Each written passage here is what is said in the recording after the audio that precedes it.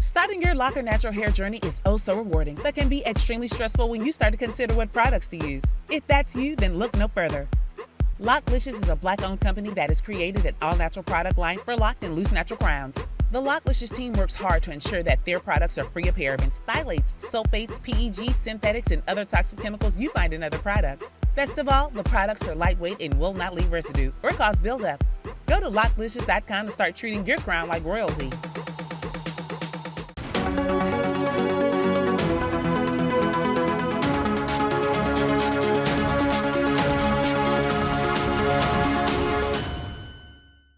Hello fam, welcome back to the African Diaspora News channel. I am Wongel Zelalem bringing you this report. Today I bring to you an alarming audio. There was this audio that leaked on YouTube of this UN employees having a conversation with a reporter. Actually, they're whistleblowers. We can actually call them whistleblowers because they were sharing information about the organization that they work for, and it's regarding Ethiopia. Let me show you this leaked audio. We'll come back and discuss. The UN is organized in every country to have one leader that speaks for the entire UN system in a country. Okay. So the person we're making reference to is this person who is the resident coordinator. Okay. Yeah. And she knows, and she's a person that could, but she's under a great deal of pressure. Okay. Fire. They wanted her out. Fire. And this comes from... Still or not? This still comes or from... not? Still. Right. And this comes from Dr. Tedros, that level. Yes. Wanting her out to replace her with somebody who will dance to their tune. Exactly. And you know what they did? They managed to convince that all the emergency coordinators from the different agencies that came into work in Tigray, they wanted them to not to report to us. So sideline the UN here because we were not singing to the tune of what they wanted. How could they even say that again? I want to wrap my head around this. Say that again, exactly. You know that because of the scale up Yeah. of the humanitarian interventions in the north, many of the agencies had to bring in additional support. We call them search, which is additional technical expertise to be posted in that region. And many had to appoint what we call senior emergency coordinator. Well, they All managed. our headquarters have emergency directors. Yes. Okay. So they all descended on Addis against the advice of the resident coordinator And the head of agency. and the heads of agencies and the government of Ethiopia. Okay, we're not naming names here, so I take it I can still use this now. This I can still use this in terms of them trying to sideline the UN and make them report. Yes, no, you guys are trading eyes. I think. Was it not part of the scale-up protocols? Yeah. It was part of the scale-up protocols that says that the emergency coordinators in the regions report directly to the emergency directors rather than to us in headquarters. Instead of to us. So they want a direct line from Tigray to the headquarters. Addis, the reps in Addis, should be sidelined because we're working with the federal government. Yes. We're more sympathetic. You gotta let me use that. You gotta let me use that. That's a huge, you want people to understand this, let me use that. Are we agreed? I'm okay with that. Yeah. Okay, good. I'm okay with that. Tell me. Because again, it's what they want in headquarters, and it's what Dr. Tedros and others like him have succeeded in getting his fellow undersecretaries general to agree to, that the UN in Addis is compromised. Let's have senior coordinators in Tigray who report directly to New York and Geneva and Rome.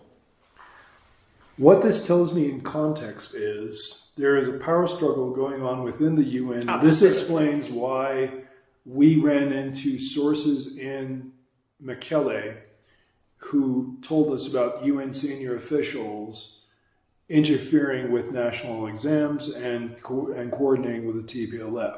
So this is part of that puzzle. There's a power struggle going on with the UN in terms of how you guys can do your jobs. Yeah. Is that fair? That is absolutely correct. Okay, you guys are big trouble. Yep. Wow. Paperwork. Again, can somebody supply paperwork to back this up? There must have been memos. There are always memos in a bureaucracy. Somebody had to write this down to say, we should be doing this instead of this. And they would have sent it to multiple people. There's got to be a paper trail. On the discussion to marginalize representatives in Addis, No? I don't think there's paperwork. How is that Or possible? if there is paperwork, it hasn't got to our level. It's being discussed At by that level. our. Were you part of these discussions? No, I mean, that's the whole they idea, didn't too. invited us. So how do you even know that this is true? Because it's coming Because from the the terms- resident coordinator. Exactly. And Okay, she so is it came- saying, okay. I have never seen anything like this, that Okay. emergency directors come from New York and they don't even engage with their representatives on the ground. They go directly to Tigray, come back from Tigray, engage directly with donors, and then, write a report. All right. There's been a strident push for senior representatives in Mekelle, and that they should be given sufficient latitude for action. There should not be interference from Addis, meaning us. Because if it's coming from us, we're going to be sympathetic with the federal government and we will perhaps translate in another direction. What you're talking about, though, amounts to a conspiracy within the UN. Yeah, to sideline us. So the safest place to be right now is on Kwesi's side. If you're a Kwesi and you're bashing the government, you're safe. You see. If you're Maureen or Denya Ooh, or you're these not. other friends who are not here, Yeah. You're not. we can't talk at meetings anymore. We go to meetings, we keep quiet. Especially now because of the pandemic, we are in this virtual format of meetings. We don't know who's who's listening. What is this? Why would this guy's not Ethiopian. No. So, I mean, what is his interest here? Why even go to bat for him? If you are, and I believe you are, Jeff, familiar with how the TPLF works. Yes. They recruit people. They have their networks within the UN system. Whether Kwesi is being paid additional money by the TPLF, I have no idea. But he's pretty emotional where TPLF is concerned. Is it possible he's just a true believer? Maybe he's just not paid off, but a true believer in their cause. What's your take? What do you think?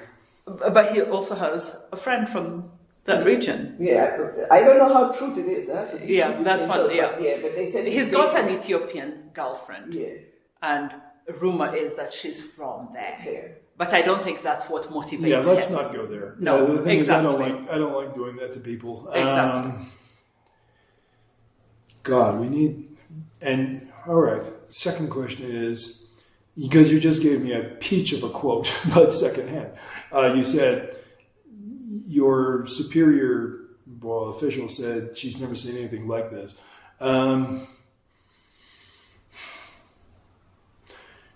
I would love to run with that, but the thing is also we've got to find a way to protect her. Yeah. You got to go talk to your friend. In actual fact, the best way to protect her is to talk about her. I do believe that. If I actually use her name, but talk about her in the third person, that could actually insulate her. Because she could legitimately point and say, I didn't talk to this guy. They're talking about me. They're not talking to me, which would take the I would pressure off. recommend that you go to the UN Ethiopia Twitter handle and look at things she has posted and draw from that.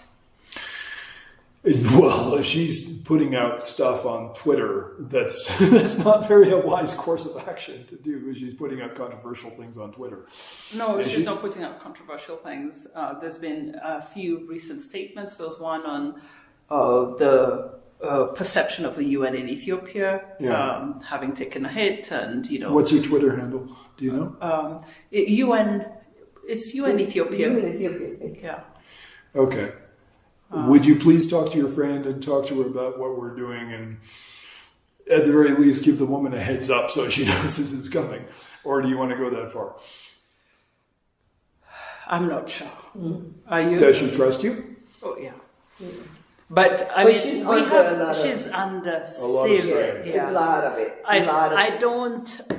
I'm not sure she would want to be a part of something Yes. like this. Yes, she's under. I mean, there's a tremendous force being orchestrated to figure out how to get her out of here, and it's And not they have even- failed so far because I met with a senior government representative who said, we are not going to watch her get kicked out of here. We know they want her out because she's an African.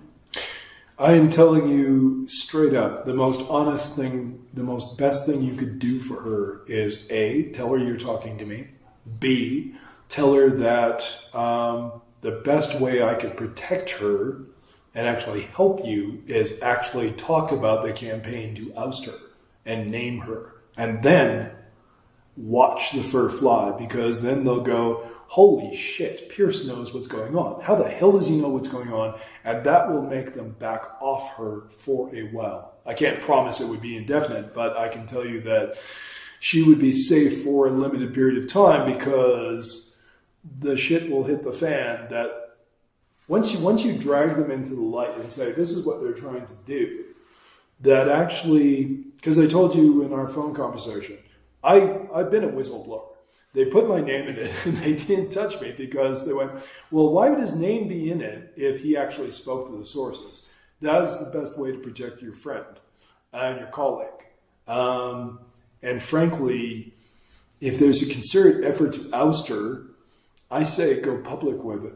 But that's got to be her. That's got to be, I don't want to hurt this person. I don't know this person.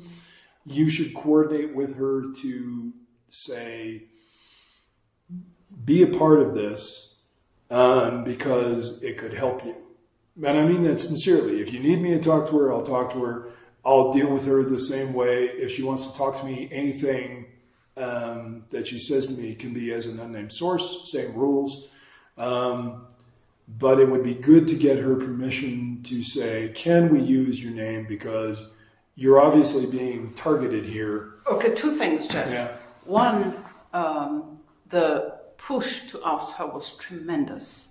She has survived it because several key people have said over our dead bodies, including senior people in New York, very, very senior people who have said, stop this nonsense. So it's a certain group of donors. They're waiting. They're waiting. They'll be back. They'll be back. So that is one. I think she has survived it. Okay. But second, we all have different thresholds for, discomfort. Of course. If I was in that situation, I would be looking for Jeff Pierce. I don't know that is her case. Yeah. So No, my I perfectly understand. my I'm saying proposal, put the my proposal. proposal would be her contact information is public.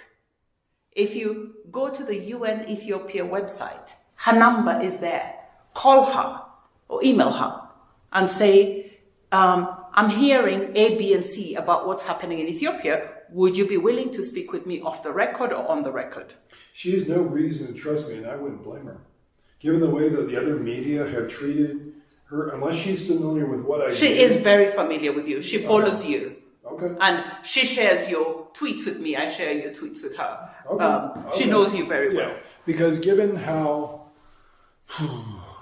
Let me double check the recording on the... As you heard, they were talking about the current situation in Ethiopia and how the UN is handling it when it comes to Ethiopia.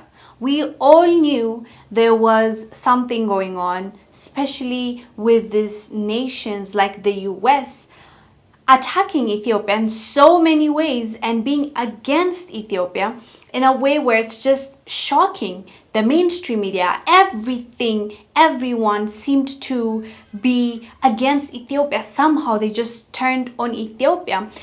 It's not even just about turning on Ethiopia, it's about the kind of information they put out there. If you're going to do reporting, report. Try to be neutral. That's your job. You're a journalist. But when you're trying to spin the narrative of something that is totally false, you're not doing your job right. You're also misleading so many viewers that are watching you. So we talked about the mainstream media lies before. We've talked about how the US is trying to force Ethiopia to sign deals with Egypt, to bend over to US demands. Not only that, they stopped giving us the aid that they used to give us. We all know it's strings attached. We all know when the Western world give us money, it is so that they can control us. We know that already. But to actually hear UN employees talking about being sidelined, talking about how the headquarters are working directly with TPLF instead of being neutral and solving the situation that is in Ethiopia, solving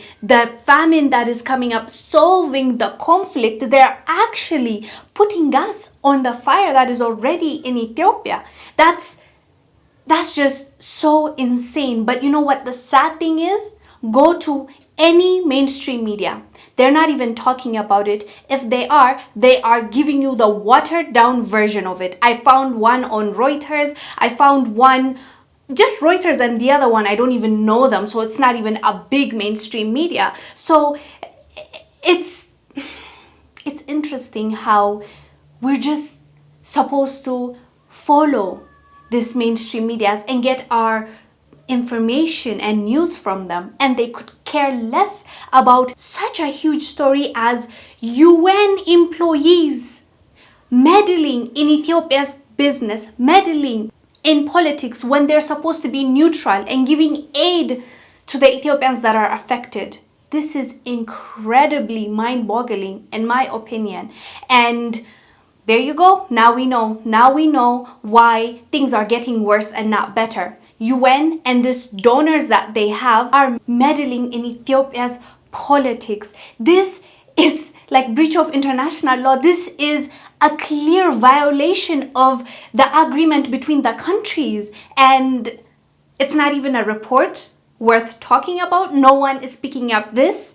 And mind you, those 2 employees are suspended. Instead of UN investigating those employees that they're talking about, they have suspended the women. This is the world we're living in, people. Anyways, guys, let us know down below what your thoughts are about UN's involvement and total denial and lack of respect for Ethiopia politics. Let us know down below. I'm Wongel Zelalem bringing you this report. I will see you on the next one. Bye. Living in America as a black person, you recognize there is one set of laws for you and one set of laws for those, especially in the white community. In our book, Passive Aggressive Racism in the System of White Supremacy, I take you through times in my life when I first started noticing white supremacy. We teach you how to recognize it, identify it, and also counter it in our book. This book is a beginner's course for those that are just starting to wake up and open their eyes to see the system of white supremacy. As a black American person, you must understand this system because this system is life or death to you. How you handle it, how you deal with it, it can affect your mental health if you don't understand this system. Pick up our book, Passive Aggressive Racism and the System of White Supremacy, today on Amazon.